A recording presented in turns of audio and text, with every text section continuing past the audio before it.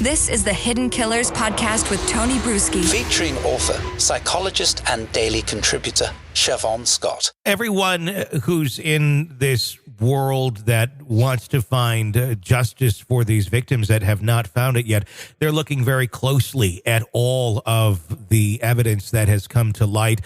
There is the case in Oklahoma that looks very, very reminiscent of BTK. We still don't know yet exactly what the connection is going to be there, if we can actually find one. And then there's also the one that's going on in Missouri, the Garber case.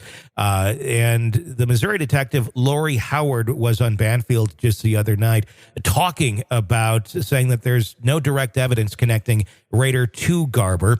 The body of Shauna Beth Garber, who was 22 when she went missing, discovered in 1990. The autopsy revealed that she had been raped. That is the thing that changes from all the other known murders of Dennis Rader. Strangled and restrained with bindings about 2 months before her body was found in McDonald County, Missouri.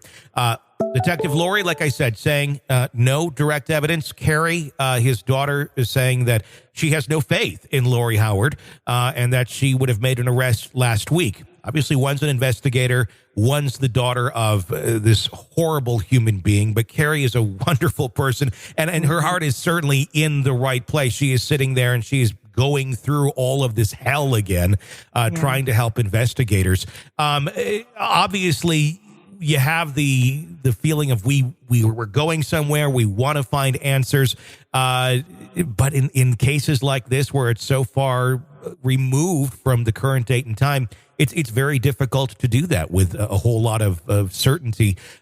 Where do you think that is going? Is this a case where the investigators are just kind of hitting a dead end, but Carrie in her heart knows that there's more to be dug into, more than what authorities may, just because she has a much closer connection to her father, obviously, than anyone else?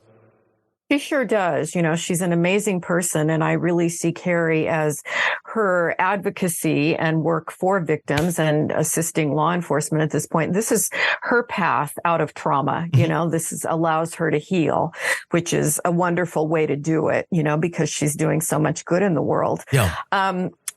I don't know if there's enough that they can ever tie this, you know, legally to him and arrest him for it. That's sort of out of my scope. Sure. But just the fact that this particular person was raped, it doesn't mean he didn't do it, you know, because serial killers do vary their pattern, you know, and there can be certain patterns that they follow over and over and over. And then there's a variation. Then they do something different. They try something different. So I think it's certainly a very reasonable possibility, but I don't know if they're going to be able to tie him to it.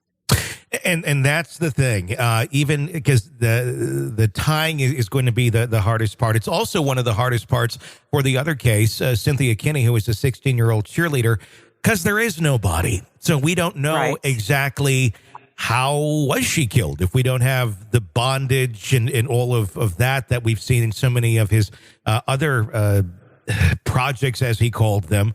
We don't have that, but we do have that account of the notebook, the book he was attempting to write, if you will, that recounts such a very similar type situation where this cheerleader disappeared. It almost seems a little bit too much of a coincidence to be a coincidence.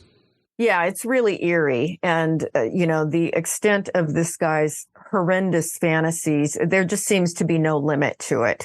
And so, yeah, I think women who have disappeared from laundromats, I would be looking at all those cases. Is it common for serial killers to deny involvement in certain killings, as Rader has done with these new allegations, especially when they're behind bars for life? There's no coming out. Why? Why not confess to some of these if, in fact, he did have something to do with them? Other than it's part of the game, you know, it's part of the, you know, catch me if you can kind of thing, that he may get pleasure from keeping people guessing. And to come out and give the entire story would take that pleasure away, you know, and it may be that someday he will. I know Carrie is communicating with him now and trying to get to the bottom of everything he's done. But it sounds like he's continuing to be cagey about it. And so we may never know. Is there, or have you ever seen the cognitive decline of someone like this, like a Dennis Rader, where with age, it actually affects their ability to recall or acknowledge their past bad acts or murders in this case, almost blurring the lines between what was fantasy for him and what was, in fact, a real crime that he committed? Yeah, it's certainly possible. I don't think we have, data on serial killers' aging patterns and, what it's like when they get Alzheimer's. But it's certainly possible that at some point he will just not remember. Now, Carrie says at this point he's still sharp as a tack. Although his body, as she puts it, is rotting away. It just sounds like he's in terrible health. But he's still cognizant and he's still capable of playing mind games. And this may be the way he entertains himself in prison is, what kind of clues can I put out there and who can I confuse and who can I mess with? Just because this has always been something that he enjoys. It's a lot of just because I can. Exactly. This is the Hidden Killers Podcast. Want more? Start binging on all of our true crime podcasts right now through Apple Podcasts and get an ad-free experience when you sign up to be a True Crime Today Premium Plus member exclusively on Apple Podcasts. More of the Hidden Killers Podcast dropping soon. Press subscribe now.